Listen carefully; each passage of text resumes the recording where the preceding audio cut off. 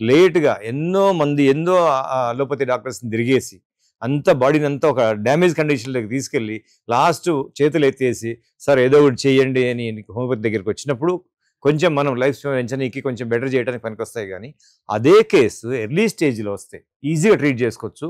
Homeopathy వాడడం వలన prevention అంటే ఇంకా క్యాన్సర్ రాకుండా కూడా చేసుకోవచ్చు. అంటే నార్మల్ వేరే హెల్త్ ఇష్యూస్ అంటే ఇంకా homeopathy works for total holistic వే.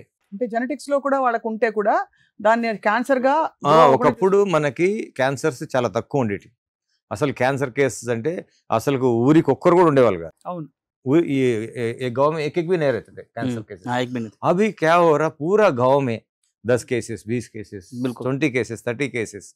क्यों बोले तो because of we abused medications. మన సిస్టమ్ మనం వీక్ చేసుకొని బాడీని ఒక ప్లస్ ఈ సోషల్ టెన్షన్స్ తోటి ఇప్పుడున్నటువంటి మోడర్న్ లైఫ్లో ఈ సోషల్ టెన్షన్స్ తోటి వీటికి బాడీ అనేది ఒక చిన్న చిన్న డిసీజ్ల కండిషన్ కాకుండా ఒక అన్కంట్రోలబుల్స్ కండిషన్కి వెళ్ళేది. ఒకప్పుడు ఓన్లీ హార్మోన్ ప్రాబ్లం వలన జెనెటికల్ ప్రాబ్లం వలన క్యాన్సర్ వచ్చేది. కానీ ఇప్పుడు మనకు సప్రెస్డ్ డిసీజెస్ వల్ల gut issues is the major responsible for cancer.